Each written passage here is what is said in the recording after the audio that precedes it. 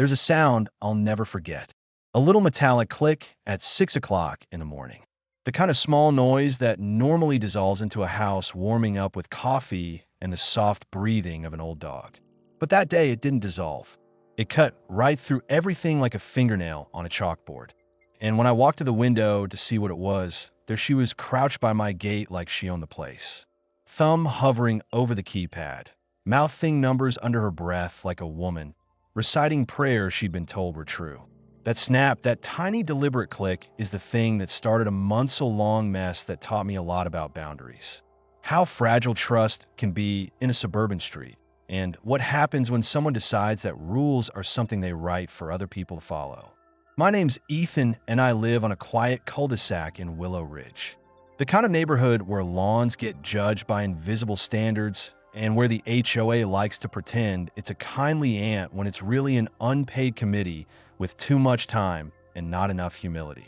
My wife Maya and I moved here because it felt safe, because the neighbors wave in the driveway, and because our dog Otis, a 13-year-old mutt with noble eyes and slow knees, deserve a life where the stairs didn't feel like Everest.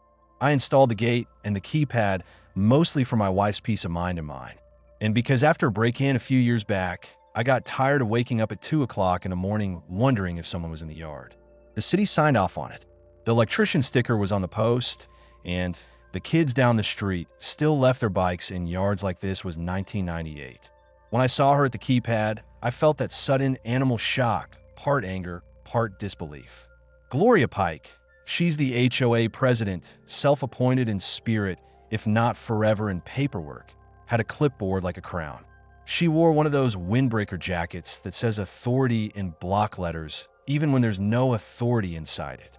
She looked up at me like I'd found her in the act of charity. I hit the intercom on my phone and watched the way she flinched. The way her cheeks went from a practiced calm to a bright, embarrassed red. Morning. I sent into the feed, and it was level, almost boring, as if I was greeting the mailman. You know that records, right? She straightened, muttered something about routine security checks, and tried to pivot into HOA speak, the kind of language that makes you feel small even when they're wrong. As president, I have the right to ensure compliance. Gates and entry systems must be approved and checked for, she said. And the words tumbled out like a telemarketer who's been through the script one too many times. Here's the thing. The city approved the gate. I had the permit printed, and I'd kept everything framed in a drawer. When we put up the new box, I told her that, pointed at the sticker on the post. She tapped the clipboard like a judge endorsing a verdict she'd already made, then did something I'd learned to dread. She took a photo of the keypad, her face folded up in what she must have believed was righteous duty. That was small, I thought. Then, an annoyance, a power flex. It was also the beginning. 2 days later, there were emails, 3 of them, all from the HOA account, about the keypad lighting, the color of the gate, the motor noise. Each one worded like a gentle suggestion and filed with enough passive aggression to make an entire inbox feel like a dressing down. I forwarded everything to my friend Dan, who's a lawyer and whose text back was as efficient as Dan himself. Classic power trip document, everything. So I did. Screenshots, timestamps, a short clip of Gloria fiddling with the buttons while the sun was still a sliver on the horizon. The kind of evidence that makes people uncomfortable because it's petty but precise. I didn't think much would come of it. I honestly expected a letter, perhaps a sternly worded, "Please be neighborly" note. What I didn't expect was escalation. Gloria started parking her SUV directly across from my drive. She began spending afternoons at the curb with a walkie-talkie and binoculars like a retired game warden on unpaid leave. Once she stood there for 20 minutes, breathing into the radio as if coordinating a sting operation. And when I asked what she was doing, she told me she had reports to follow up on. The neighborhood had learned to be polite to Gloria. She'd been on the board long and loud, but I also started hearing stories when people thought I'd not be listening. She'd written a neighbor up for having a mailbox that wasn't neutrally approved. She'd once measured someone's hedge with a tape measure and insisted it was half an inch too high. I realized there was pattern here. This wasn't just a woman caring about the look of the street. She was savoring control. I called a fencing contractor, Mason, a guy from 2 towns over, tattooed and pragmatic, and told him I wanted a privacy slat extension added to the fence, taller with an automatic latch that would sync with the keypad. Nothing dramatic, just sensible if someone was going to be prying a gate at dawn. Mason thought it was a good call. Maya thought it was overkill, but she also wanted Otis to be safe. I had the permits. The city signed off again, and within a week, the contractors were here, turning our backyard into a modest fortress. Gloria watched the entire time from her lawn like a hawk with a thermos. She came over and asked to see the permit. I handed it to her. She scanned it, made a face, and said, "This is excessive." She said like a compliment to herself, like she was protecting a community aesthetic I hadn't been consulted about. I offered to walk her through the paperwork. That shut her up more than anything else. Having someone else's consent written in black and white is a particular kind of humiliation when you're a person who believes rules are meant to be interpreted by you. 3 days after the fence finished, I woke to the sound of the gate motor. It's a distinct hum, one that's part security and part reassurance. The sound of a mechanism doing the job it was meant to do. I checked the feed on my phone and saw Gloria again, this time with her phone glued to her ear and her fingers rapid on the keypad. There was a tamper alert on the lock. 5 failed attempts triggers an automatic freeze. The system locks up to prevent brute force access. I watched her kick at the gate like a woman trying to kick down a feeling. She planted herself on her feet and shouted something I couldn't make out. Then she turned and walked away, face tight. But here's when things get, well, deliciously, satisfyingly complicated. She'd walked into the narrow space between the old gate and the new fence earlier when deliveries were passing through. The latch clicked behind her when the system froze. Suddenly, Gloria was stuck between her own arrogance and my privacy enhancements, clutching her clipboard like a life raft. She pounded on the metal, demanding I open it. I stood on the porch in my pajamas, coffee in hand, and called up, "Can I help?" She was livid, hair mussed by the morning, voice high with indignation. "You can TT lock me in," she said. "Open it now." She threatened to call the police to take this to the board, to expose me as a tyrant who kept neighbors out. I told her to go ahead and call. She did. Half an hour later, Officer Rivera, a level-headed cop who knows half the neighborhood by name, rolled up and watched Gloria's performance on the video I handed him. He smirked in that way that says, "You've seen better soap operas than most people's lives." "Ma'am," he said to her, "did he invite you onto his property to conduct that inspection?" "No," but she sputtered. "You walked in," he said simply. "You tried the keypad 5 times. You were trespassing." She stormed out, closed and clattered out of the gate like a disgraced monarch.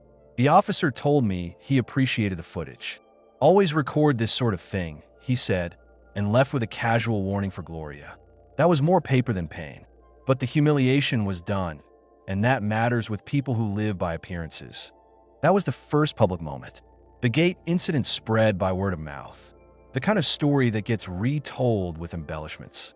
Gloria with her robe and clipboard trapped between 2 fences red-faced. Some neighbors told me later they'd laughed. Others told me they felt relieved that someone finally pushed back. I filed the footage into a binder I labeled half, joking the Gloria Chronicles. But the binder became serious. A stack of printouts, emails, timestamps, a paper trail that started to look larger than my annoyance.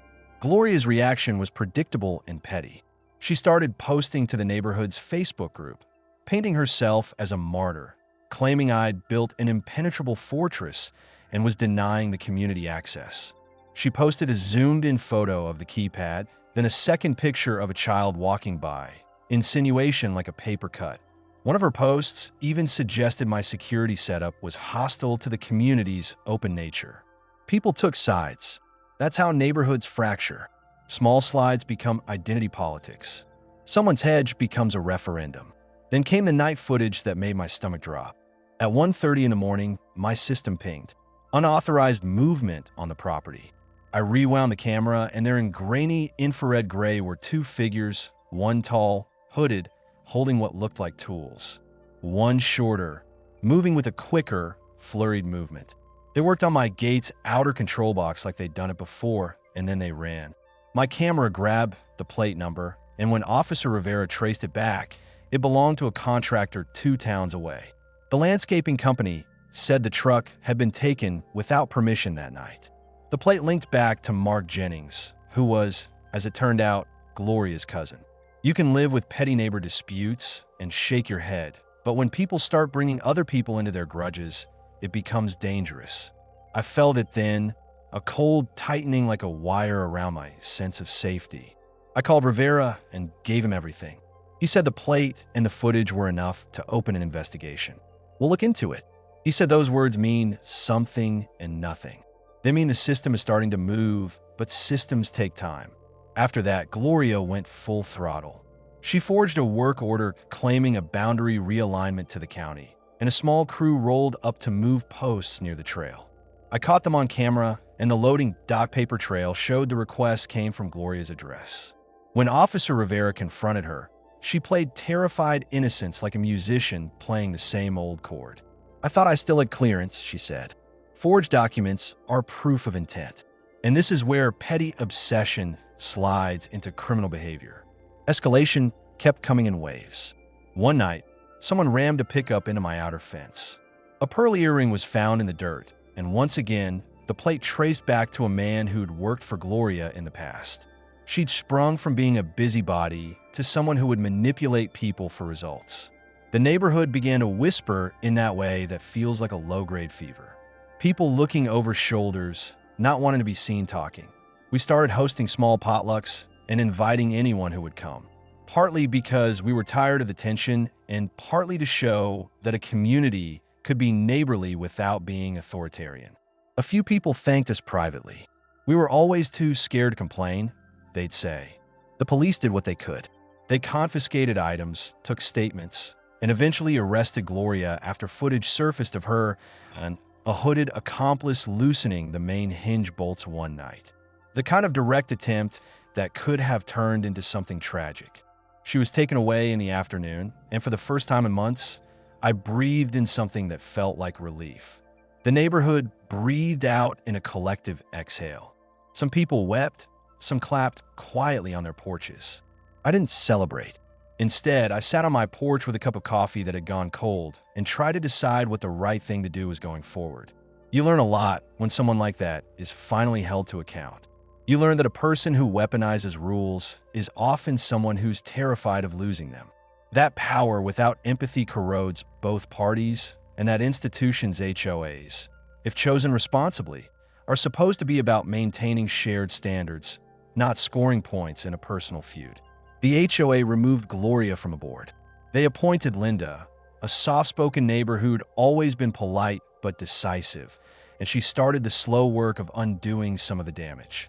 People started planting again. The cul-de-sac laughed together at a small 4th of July barbecue, and it felt finally like a neighborhood again. But this didn't end neat and satisfying. It never does in real life.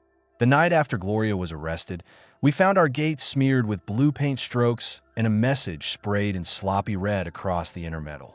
Neighborhoods need leaders. That sentence hung there bright and accusatory like a scarlet letter.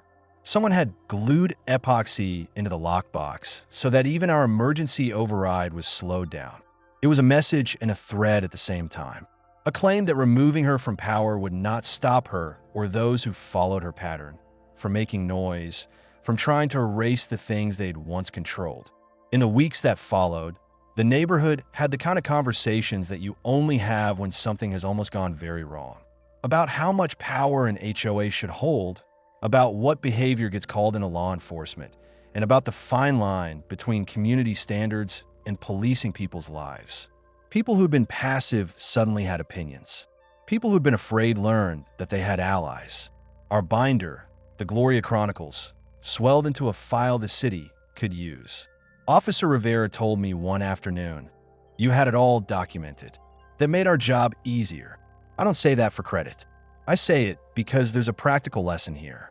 If you keep records, if you don't rely on memory and gossip, the truth stacks up. Gloria's case moved at that mercilessly slow pace that legal things do. There were hearings and letters from lawyers, and at one point, a handwritten envelope arrived on my porch that said, in very neat lettering, "You think this ends with me?" It doesn't. That was the line that kept me up at night more than any broken fence or smashed keypad. People like that don't fade gracefully. They mutate into a pattern of harassment, and sometimes they get faster at it because the stakes feel high. We bolstered our defenses. I installed redundant power cloud backups for the cameras, a solar trickle battery to keep the gate running through blackouts. I changed codes and taught Maya and my neighbors how to read the logs. We didn't want to live like soldiers, but we also didn't want to be naive about what had happened. For a while, the cameras felt like an extension of us, watchers that made us safer and also reminded us of what had been taken. Months later, life settled into an uneasy normal. The HOA under Linda started publishing helpful newsletters about trash schedules and tree pruning in community gardens. People came to meetings not to point fingers, but to suggest improvements. We laughed more in the cul-de-sac. Otis learned how to nudge the keypad with his nose to let himself and Maya into the yard when she had groceries. That small ridiculousness, my old dog using the pad, tail wagging, waiting for the magic to work, became a symbol of reclaiming the thing we nearly lost. But then one evening, almost as if to underline the idea that closure is an illusion, my camera outside the neighbor's oak tree flickered.